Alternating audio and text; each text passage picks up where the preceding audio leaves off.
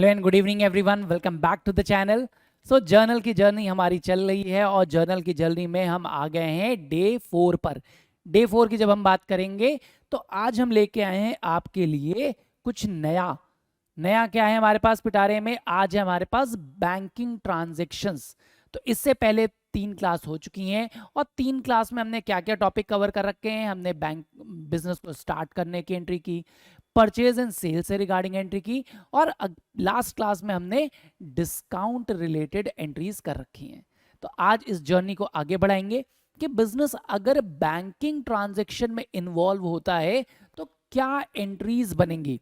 Banking transaction का मतलब जहां पर बैंकिंग इंस्ट्रूमेंट्स का यूज हो रहा है, चेक्स का, ड्राफ्ट का यूज होता है, इधर टू रिसीव पेमेंट्स और टू मेक पेमेंट्स। पे करने के लिए और इनकम रिसीव करने में अगर आप बैंकिंग ट्रांजैक्शन का यूज कर रहे हो, बैंकिंग इंस्ट्रूमेंट्स का यूज कर रहे हो, तो that is called banking transactions. तो इसके ऊपर आज वर्क करते हैं, क्या क्या पॉसिबल केसेस हो सकते हैं और उनकी एंट्रीज क्या क्या बनेंगी। फिर एक क्वेश्चन सॉल्व करेंगे और हमारा क्लास खत्म हो जाएगा।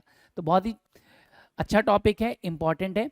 देखिए, तो टू स्टार्ट विथ अगर हम सबसे पहला टॉपिक देखते हैं कि सबसे पहले अगर बैंकिंग ट्रांजैक्शन में आपके पास क्या क्या आ सकता है। तो as a business when you will start a business और maybe at middle of the business, आपको लगता है कि आपको बैंक अकाउंट ओपन करना, तो जब तक बैंक अकाउंट ही नहीं ओपन होगा तब तक आपकी कोई एंट्री बैंकिंग की होगी नहीं। इसलिए बैंक अकाउंट ओपन करने की, टू ओपन एन अकाउंट, अगर बैंक में आप अकाउंट ओपन करो तो एंट्री क्या बनेगी भाई।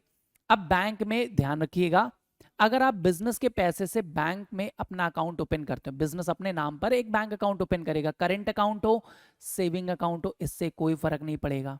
What ever type of account you are using, saving, current, recurring, fix deposit, कोई भी टाइप का अकाउंट आप ओपन कर रहे हो, इससे कोई फर्क नहीं पड़ेगा आंसर पर।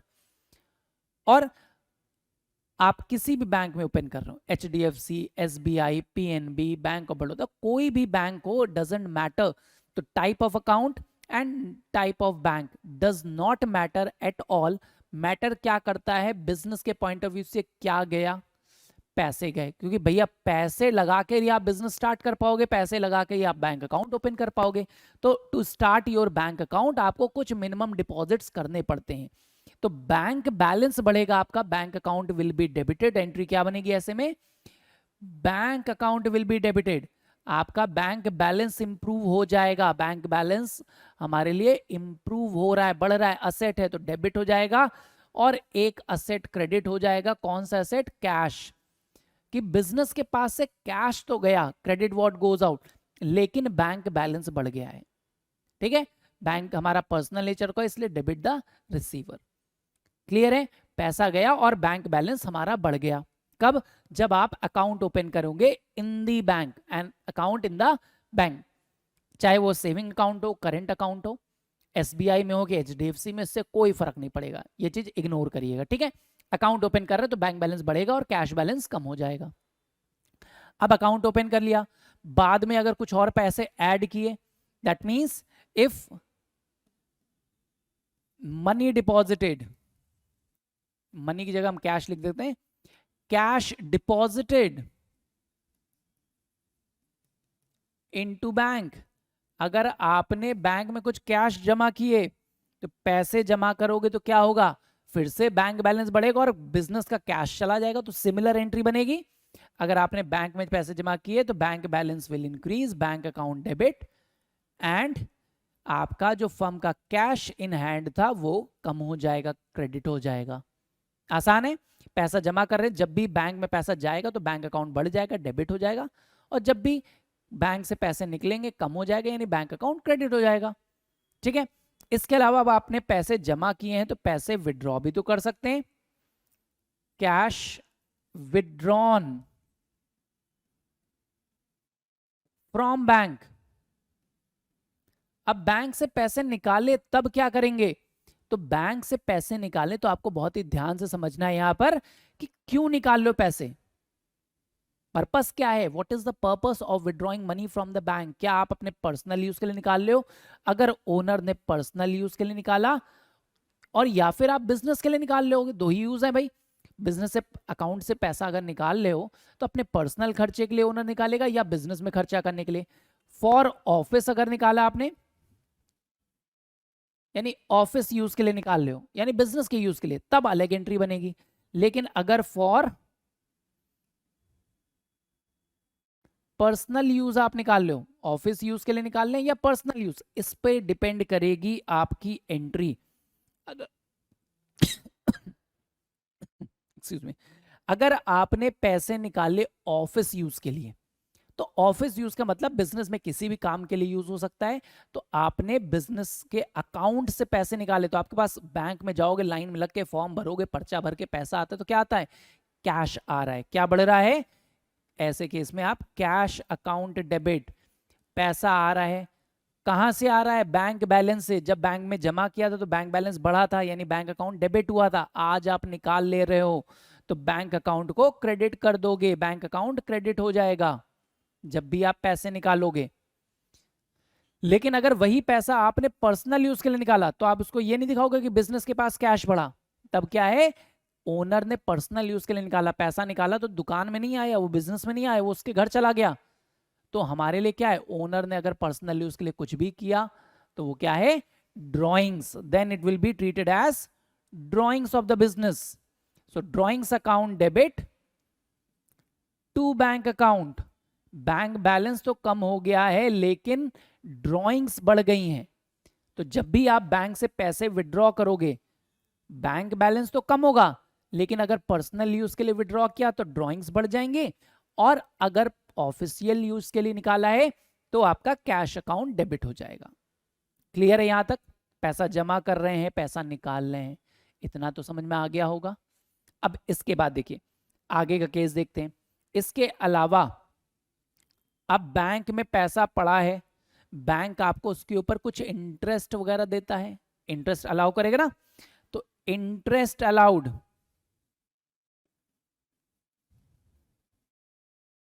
By bank. अगर बैंक ने आपको इंटरेस्ट अलाउ किया तब आप क्या एंट्री पास करोगे? भाई बैंक इंटरेस्ट देता है कि सेविंग अकाउंट पे 3% दे रहा है, एफडी पे 5-7% दे रहा है, तो हमारे लिए इनकम है ना, पैसा आ रहा है। लेकिन क्या वो इंटरेस्ट निकाल के हमको घर पे दे के जाता है? क्या करता है? हमारे बैंक अकाउंट में ही ऐड कर देता है, बैंक बैलेंस में ही इंक्रीज कर देते हैं। तो ऐसे में एंट्री क्या बनेगी? हमारा बैंक बैलेंस इंक्रीज हो जाएगा। बैंक बैलेंस जब भी इंक्रीज होगा तो वो डेबिट होगा। तो बैंक अकाउंट डेबिट, जितना इंटरेस्ट बैंक ने दिया। क्यों डेबिट हो रहा है भाई? इंटरेस्ट अकाउंट, बैंक ने इंटरेस्ट अलाउ किया, हमारे लिए इनकम है, ये कैश में नहीं आ रही है, ये हमारे बैंक बैलेंस में इंक्रीज हो जाएगी अगर बैंक इंटरेस्ट हमको अलाउ कर रहा है।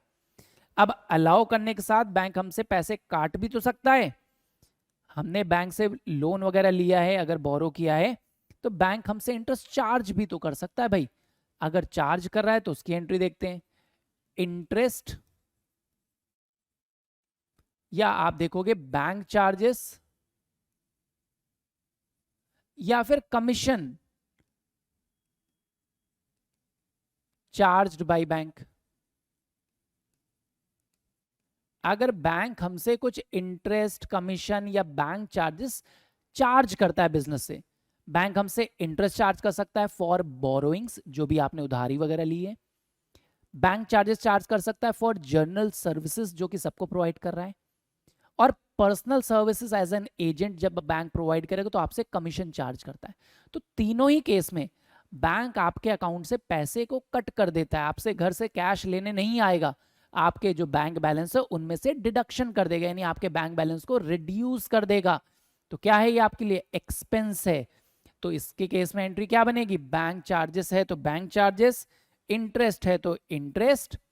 तो अगर इंटरेस्ट है तो interest account debit, bank charges होता है तो बैंक चार्जेस अकाउंट डेबिट, और कमीशन है तो कमीशन अकाउंट डेबिट। जितना भी बैंक ने बैंक चार्जेस, इंटरेस्ट या कमीशन चार्ज किया, ये हमारे लिए एक्सपेंस है और इसका टोटल हमारा बैंक बैलेंस को रिड्यूस कर देगा। बैंक हमसे चार्ज कर रहा है यानी बैंक अकाउंट से डिडक्शन कर देगा, तो हमारा बैंक अकाउंट रिड्यूस हो जाएगा, बैंक बैलेंस कम हो जाएगा। तो जब भी पैसा बढ़ रहा था बैंक में तो बैंक अकाउंट डेबिट हो रहा था, पैसा निकाल लें तो बैंक अकाउंट क्रेडिट हो गया। आ गया इतना समझ में? बेसिक एकदम समझ में आ गया है, इसमें कोई प्रॉब्लम? अब इसके अलावा एक दो बेसिक और केस हैं बहुत ही आसान, जैसे मान लीजिए 6th केस देखते हैं, एक्सपेंसेस पेड बाय चेक। आपने कोई एक्सपेंस पे किया चेक से, तो उसकी पेमेंट की एंट्री क्या होगी? या आपने कोई चीज परचेज की, goods and assets purchased by cheque. आपने गुड्स या असेट खरीदे और पेमेंट चेक से की। देखिए आप पेमेंट चेक से कब कर सकते हो? कोई खर्चा पे कर रहे हो, या फिर आप कोई सामान खरीदे हो उसका पेमेंट कर रहे हो, या फिर एक केस और आ सकता है इसमें, paid to creditors by cheque. आपने अपने क्रेडिटर्स को चेक से पे किया। तो इन तीनों ही केस में आप पेमेंट कर रहे हो, आप चेक्स किसी को दे रहे हो। पहले केस में आप खर्चे पे कर रहे हो, rent paid by cheque, salary paid by cheque, commission paid by cheque, कोई भी एक्सपेंस चेक से पे किया तो हमने एंट्री क्या बताई थी आपको? एक्सपेंसेस पेड की, एक्सपेंसेस अकाउंट डेबिट, जो भी एक्सपेंस है, रेंट है तो रेंट अकाउंट डेबिट, सैलरी है तो सैलरी अकाउंट डेबिट। टू अगर कैश पे किया होता तो टू कैश, चेक से पे कर रहे हैं तो टू बैंक अकाउंट। आपका बैंक बैलेंस रिड्यूस हो जाएगा अगर आप पेमेंट चेक से या ड्राफ्ट से करते हैं तो, ठीक है। इसी तरह अगर आपने गुड्स परचेज किए या असेट परचेज किए तो एंट्री क्या थी? गुड्स परचेज करेंगे तो परचेज अकाउंट डेबिट, असेट खरीदा तो असेट्स अकाउंट डेबिट, और अगर पेमेंट चेक से किया है तो टू बैंक अकाउंट, ये बैंक बैलेंस को रिड्यूस करेगा। और अगर आपने क्रेडिटर्स को पेमेंट किया है चेक से, गुड्स खरीदे थे उधार पर और बाद में पेमेंट चेक से कर रहे हैं, तो creditor account debit to bank account. आप कोई भी पेमेंट करेंगे चेक से तो हमेशा ही बैंक बैलेंस रिड्यूस होगा। समझ में आया? When the bank balance will be reduced, जब भी आप पेमेंट करोगे चेक्स का या बैंकिंग इंस्ट्रूमेंट से पेमेंट करते हो, चेक्स, ड्राफ्ट्स, इनसे पेमेंट करोगे तो your bank balance will always go down और क्रेडिट हो जाएगा। एक्सपेंस है तो डेबिट, परचेज किया था तो परचेज अकाउंट डेबिट, एसेट खरीदा था तो एसेट अकाउंट डेबिट, किसी पर्सन को पे करे तो डेबिट द रिसीवर, जो भी रिसीव कर उसको डेबिट कर दोगे, कस्टमर, डेटर, किसी का भी हो सकता है, ठीक है। तो ये पेमेंट का केस समझ में आ गया। लेकिन अब आएगा सबसे इंपॉर्टेंट पार्ट आपका इसमें, देखते हैं कहां तक कर लिया है। 7th हो गया, 8th हो गया, 8th हो गया था, तो 9th पार्ट से देखते हैं।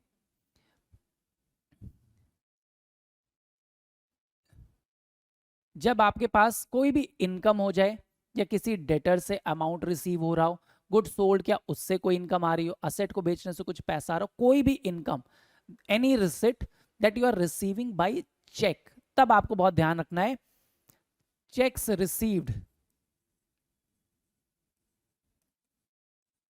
and deposited into bank on the same date. If you are receiving a check and you are depositing it into the bank on the very same day, आज मैंने चेक रिसीव किया, चाहे goods को बेचने से रिसीव हुआ हो, किसी कस्टमर से मिल रहा हो, या हमने कहीं से भी चेक रिसीव किया, कोई इनकम के फॉर्म में आ रहा हो, चेक से इनकम रिसीव हो रही हो, तो ऐसे में चेक्स को आपको बहुत ध्यान समझना है कि चेक आज की तारीख पर मिल रहा है तो क्या सेम डे हमने बैंक में जमा किया या हमने किसी और दिन बैंक में जमा किया। तो दो केस बन जाएंगे, cheques received and deposited into bank on the same day, and second आएगा cheques received but not deposited into bank on the same day.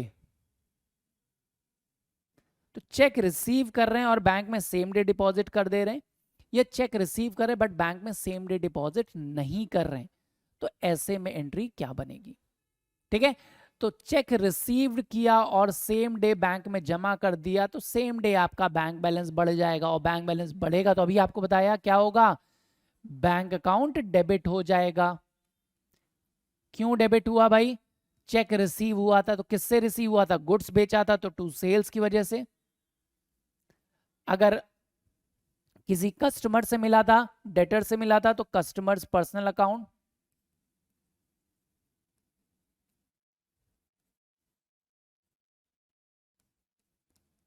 तो चेक अगर आपको रिसीव हो रहा है और आप सेम डे बैंक में जमा करते हैं, तो bank balance will increase and credit क्या हो जाएगा? गुड सोल्ड किया था तो सेल्स, अगर कस्टमर से मिल रहा है, डेटर से मिल रहा है, तो टू डेटर्स या personal account of customer credit कर देंगे। ठीक है, लेकिन अगर आपको चेक मिला और आपने सेम डे बैंक में जमा नहीं किया, ठीक है, तो यहां पर सीबीएसई और आईएससी के बच्चे थोड़ा सा फर्क रखेंगे। सीबीएसई में इसको अलग ट्रीट किया जाता है, आईएससी में अलग किया जाता है। सीबीएसई में इसको एक नए अकाउंट में ट्रांसफर करते हैं, और आईएससी कहता है कि इसको जब तक आप बैंक में नहीं जमा करते इस चेक को, क्योंकि आज आपने रिसीव किया और आज बैंक में नहीं जमा किया, तो क्या सेम डे हमारा बैंक बैलेंस बढ़ा? बिल्कुल नहीं। तो वो हमारे पास क्या है, हम उसको अज्यूम कर लेंगे कैश है। तो क्या मान लेंगे? कैश अकाउंट, कि हमारे पास कैश रखा है। लेकिन अगर ये सीबीएसई है, तो सीबीएसई के बच्चे इसमें बोलते हैं कि भाई सर इसको चेक इन हैंड अकाउंट देंगे और डेबिट कर देंगे। तो आईएससी के बच्चे इसको कैश अकाउंट मानेंगे और सीबीएसई के बच्चे इसको चेक्स इन हैंड अकाउंट में ट्रांसफर करते, एक नया अकाउंट मानते।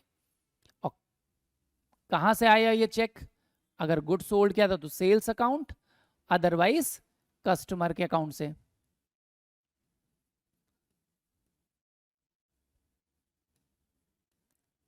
तो आपने दोनों एंट्री में फर्क देखा। अगर कस्टमर से या गुड सोल्ड करने से चेक मिल रहा और सेम डे डिपॉजिट कर दिया, तो बैंक बैलेंस बढ़ जाएगा।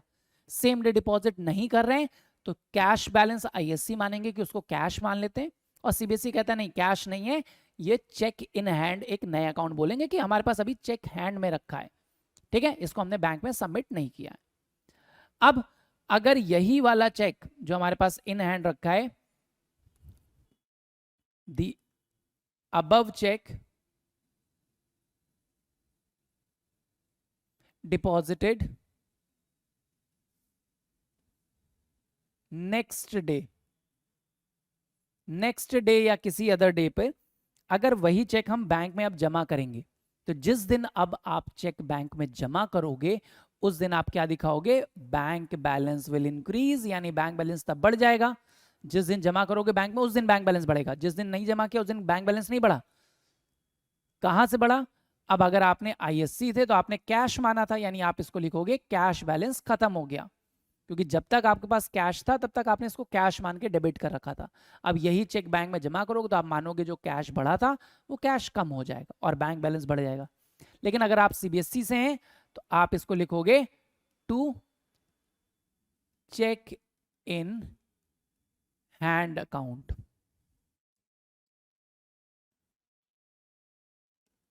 तब ये मानते हैं कि जो चेक इन हैंड था वो आपके पास से चला गया और बैंक बैलेंस इंक्रीज हो जाएगा। ठीक है, तो अगर चेक रिसीव हुआ सेम डे बैंक में जमा किया तो आप दिखाओगे बैंक अकाउंट डेबिट हो जाएगा, सेम डे बैंक इंक्रीज हो जाएगा, और टू सेल्स या टू कस्टमर जो भी अकाउंट है। चेक रिसीव किया लेकिन जमा नहीं किया तो उस दिन आप एंट्री क्या दिखाओगे? कैश या cheque in hand account debit to sales या कस्टमर्स अकाउंट। और वही चेक जब नेक्स्ट डे या किसी अदर डेट पर आप बैंक में जमा करोगे तब बैंक बैलेंस बढ़ जाएगा और जो चेक इन हैंड अकाउंट था या कैश अकाउंट था उसको क्रेडिट करके क्लोज कर देंगे। क्लियर है? अब एक और केस आता है इसमें, मान लीजिए लास्ट केस है ऑलमोस्ट, कि मान लीजिए ये जो चेक जमा किया था बैंक में वो डिसऑनर हो जाए, बैंक कैंसिल कर दे इसको, चेक कैंसल्ड हो गया, डिसऑनर हो गया। तो जब आपने जमा किया था तो क्या माना था? बैंक बैलेंस बढ़ गया है कस्टमर के अकाउंट से। अब जब वो चेक कैंसिल होगा, इफ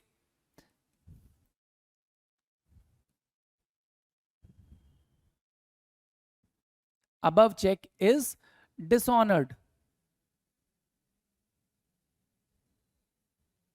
अगर अबव चेक डिसऑनर्ड हो जाए तो डिसऑनर्ड हो जाने के केस में, यानी कैंसिल हो गया, चेक बाउंस हो गया, तो चेक बाउंस होने की सिचुएशन में आपका क्या आएगा कि चेक बाउंस हो गया है, तो जो एंट्री आपने पास की थी वो रिवर्स हो जाती है।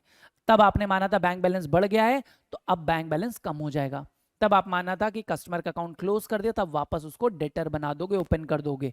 यानी customers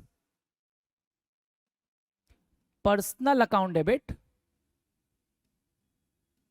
and to bank account, जितना पैसा बढ़ा था मानेंगे बैंक ने वो कैंसिल कर दिया, क्लोज कर दिया, और कस्टमर का जो अकाउंट मैंने क्लोज कर दिया था, मान लिया था कि पैसा मिल गया, वापस उसको डेबिट कर देंगे कि इतने के डेटर हमारे वापस क्रिएट हो गए हैं।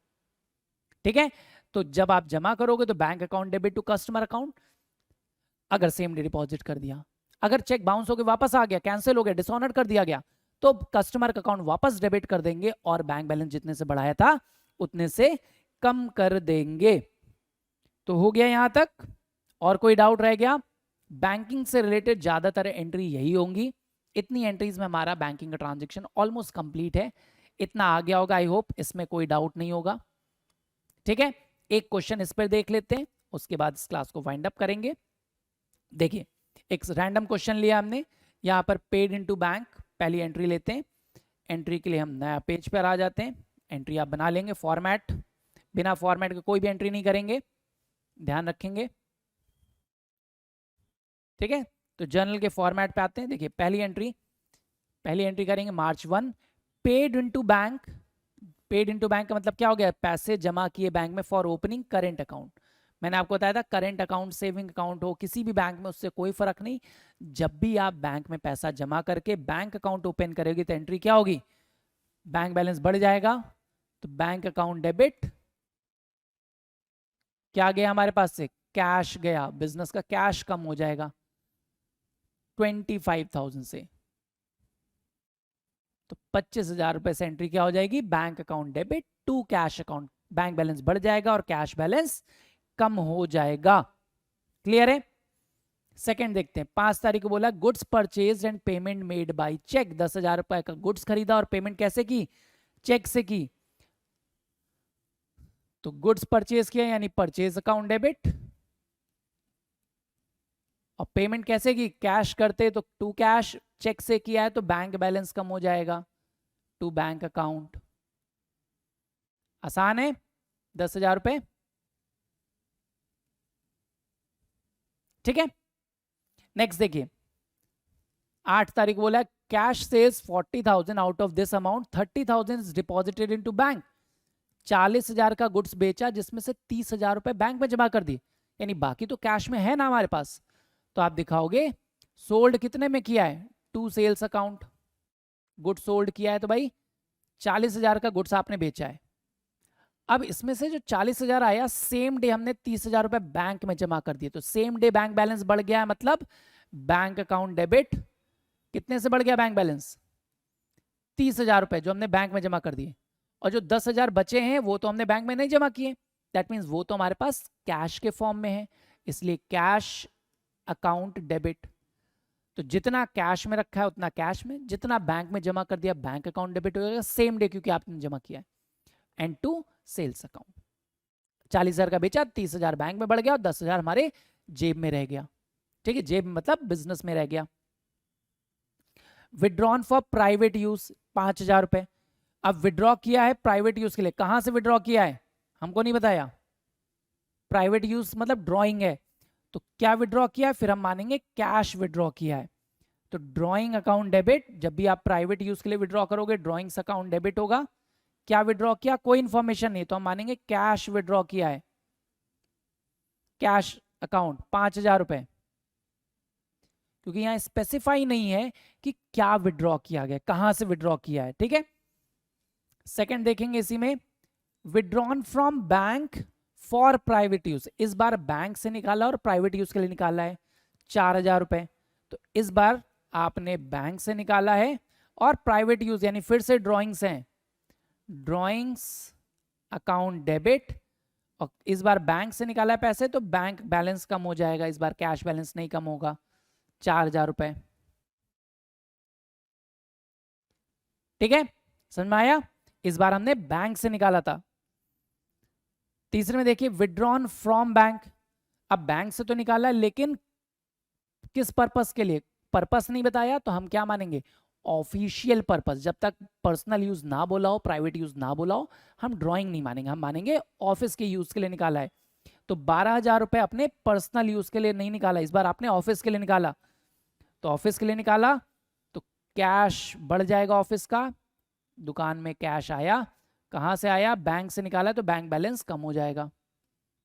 तो टू बैंक अकाउंट, 12,000 रुपए आपने निकाले बिजनेस के यूज के लिए, ठीक है। अगली एंट्री देखिए 20 तारीख को, placed on fixed deposit account at bank by transferring from current account. तो करेंट अकाउंट से पैसे निकालकर हमने फिक्स डिपॉजिट में ट्रांसफर कर दिए। अब करेंट अकाउंट से पैसे निकाले, यानी हमारा जो अकाउंट ओपन किया था, कौन सा अकाउंट ओपन किया था, करेंट अकाउंट, यानी बैंक से पैसे निकाल के कहां लगा दिए, फिक्स्ड डिपॉजिट अकाउंट, यानी एफडी करवा दी। एफडी क्या है, हमारे लिए इन्वेस्टमेंट है, आपने बैंक में इन्वेस्ट कर दिया, तो इन्वेस्टमेंट को हम असेट मानेंगे और असेट की तरह डेबिट करके दिखाएंगे। 20,000 रुपए की आपने एफडी कराई, तो इसको हम थोड़ा सा शिफ्ट कर देते हैं, ठीक है, इतने में आ जाएगा हमारा ट्रांजेक्शन। 20 तारीख, तो आपने बैंक से पैसे निकाले, कितने रुपए की थी एफडी भाई, 40,000, 20,000, और बैंक से पैसे निकाल के एफडी कराई, बैंक में ही रहा पैसा लेकिन कन्वर्ट हो गया। तो कहां कन्वर्ट हुआ, इन्वेस्टमेंट, यानी fixed deposit, fixed deposit account debit, investment है, और कहां से पैसा आया, बैंक बैलेंस कम हो गया आपका। बैंक बैलेंस कम हो मतलब टू बैंक अकाउंट, क्रेडिट कर देंगे बैंक अकाउंट को, टू बैंक अकाउंट। 20,000 रुपए आपने बैंक से निकालकर फिक्स डिपॉजिट में ट्रांसफर कर दिए। तो इस टाइप से आप एंट्री क्रिएट करोगे बैंकिंग ट्रांजैक्शन के लिए। तो बहुत ही सिंपल है, छोटी छोटी चीजों को ध्यान रखना है। जब भी पेमेंट करेंगे चेक से तो बैंक बैलेंस कम हो जाएगा, चेक रिसीव कर रहे हैं और सेम डे डिपॉजिट हो जा रहा है तब तो बैंक बैलेंस बढ़ेगा, सेम डे डिपॉजिट नहीं हो रहा तब हम कैसे करेंगे।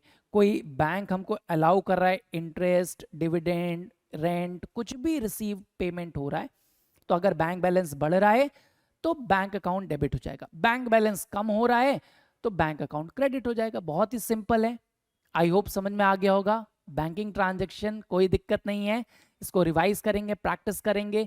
हम मिलेंगे अगले वीडियो में अगले टॉपिक के साथ, अगली एंट्रीज के साथ। Till then keep studying, keep smiling, bye bye, thank you so much.